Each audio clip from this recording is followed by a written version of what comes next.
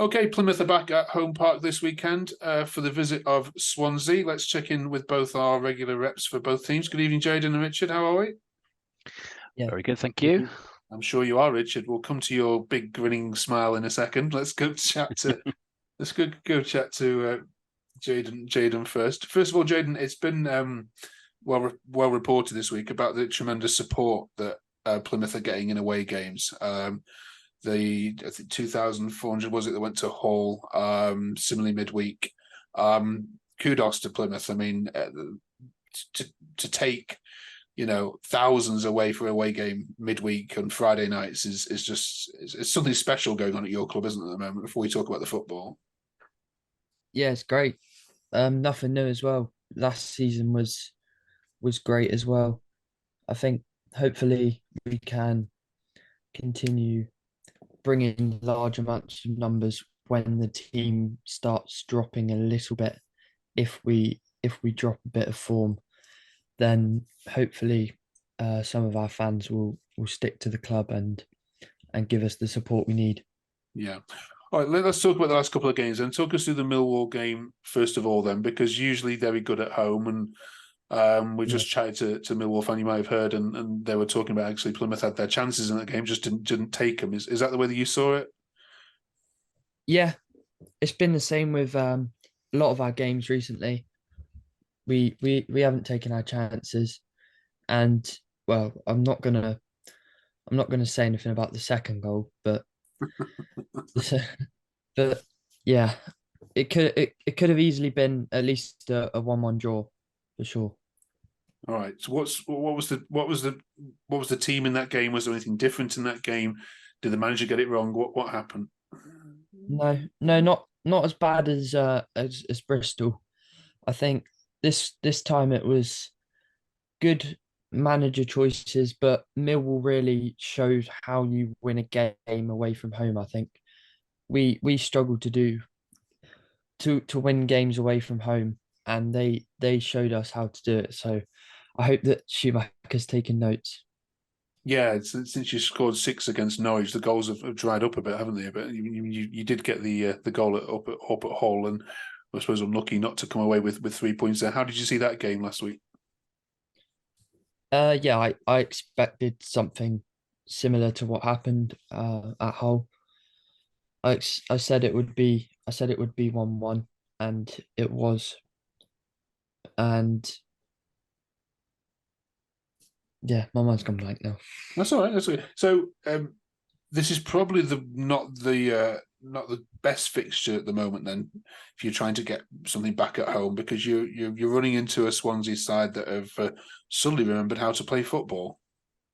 Yeah, they've picked up some good form, and they've got 3 wins on the bounce now, and it's probably definitely the wrong time to play them at home after we've just lost midweek against Millwall. Yeah, and of course Duff will know about Plymouth quite well from his time at Barnsley as well. So this is a team he probably doesn't have to do too much reconnaissance on. Let's go and check with Richard. There's a smile on your face, Richard. We haven't seen that in there.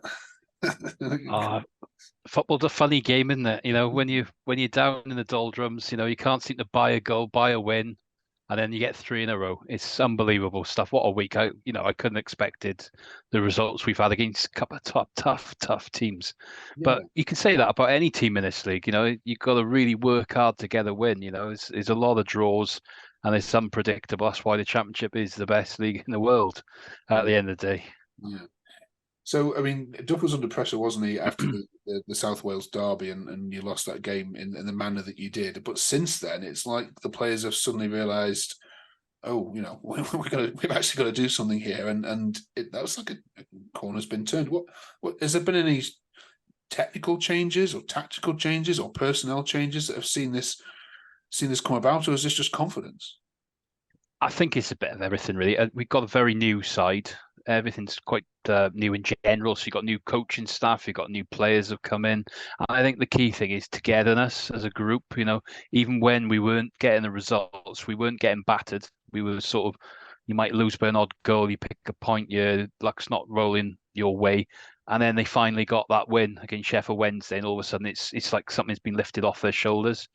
But at the same time, I find it with a lot of the championship games, if you score first in those games, it does make a hell of a difference. When you're approaching these games and sometimes the second goal goes in, confidence lifted, and we've won 2 games 3-0, and then obviously we had the close one last night. But it could have gone either way. If teams take the chances, but it's one of those things that yes, you say personnel. They built up the fitness of a few players as well, like Jamal Lowe, for example. He's 3 goals, 3 games. Okay, 2 of them given were penalties, but it gives a player like that a lot of confidence having goals. He hadn't played for a long time as such at Bournemouth. I know he was at loan QPR last year, but he's back at the club where he had such a good, successful spell in his first time here a few years ago, and having a player like that in your team, full of confidence, just rubs off on some of the other players. And also then in midfield, when Matt Grimes ticks, he found his pal Charlie Patino in there now, and that's starting to click. And I think good things are going to come from there this season. Now I'm quite optimistic about where we can go. What were Norwich like last night then? Were they a team that you clearly didn't expect to beat? It had a 1-1 draw all over it for me. But the scoring in the 3rd minute and then the 87th minute, I think it was, wasn't it? It's going to do wonders for confidence this weekend, surely. Oh, 100%. As soon as I went into the game, I thought this is going to be a tricky one tonight. And, as I feel with a lot of the games, but I was pleased to see Adam Adoma not on the team sheet. Adam Ida, sorry, not on the team sheet. Such a good striker. Seen him a few times. He's going to cause you problems. But Norwich have got Premier League quality skirted around their team. They've still got mixed with a few homegrown youngsters that are coming through. They're a good side, and they will be around those playoff spots, you'd think, come the end of the season. So to score early was brilliant. It caught them cold. And then, we seemed to be as if we'd just started to dominate into the game. And then they got a goal at the blue. And then all of a sudden you could see a bit of confidence started going. But we did build that back up to going 1-1 half time. Second half, there was only one winner. They did have a golden chance to get a goal about 20 minutes in the second half again, which could have changed the game completely. But we had a goal disallowed with one off the line.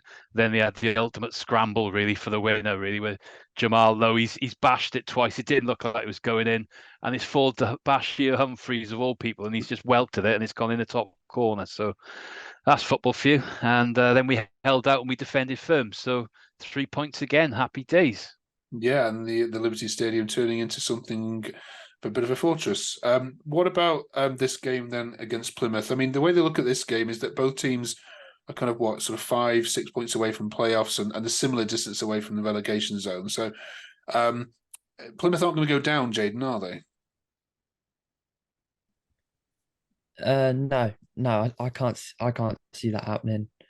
I think we're too strong at home especially on the weekends, which is weird, but true somehow. So yeah, hopefully we can win this weekend. Okay, and Richard, Swansea are not going to get dragged back into that mix now. They've been there. They didn't like it. They're on the up, yeah. Well, you'd hope so, but at the end of the day, it's a results game, and it's one game now to the window. I'd like to see us pick up something at Plymouth. Now 3 points would be great, but you always look when you go into away games. A point's always a good result. We've not really talked about the factor that Morgan Whittaker's going to have a point to prove coming back as well. We let him go in the summer, and he does like to score against Plymouth in the past. He's had a few goals against them, if I remember rightly, a couple of times. So, but he's going to have a point to prove. Both Russell Martin and Michael Duff didn't really believe in him, and he's gone. He seems to be doing quite well down home park. So, we've got to give him justice there. They've got a few good players in their team. They came up looking really decent this season. I'd rate him as a side, So, like I say, we're going to have to play well to get something out of it. And we are a bit walking wounded as well. So I'm not sure if Ben Cabango, he went off last night. So I'm not sure he might be another one that's out. So you're catching us on with the bare bones, really, I think, this weekend. So it's going to be an interesting contest, I think, is the standing on the fence as they usually do. It was 2001 the last time Plymouth beat Swansea at home. Jaden, I'm not sure even you were born then, were you? No, okay, I didn't think so. So, what are your predictions then for this weekend? Plymouth against Swansea. Jaden first. I'll go 3-2 Argyle. Okay, Richard. Can't be having that. We'll go the 2-1 Swans. I'll try and be optimistic this weekend. Okay. There's goals in it, isn't it? This is not Yeah, I think so. 0-0. This is going to be an entertaining one. Enjoy, both of you. We'll catch you when you come back. It's 16th against 15th this weekend at Home Park. Enjoy both. See you soon. Cheers. Bye now. Cheers.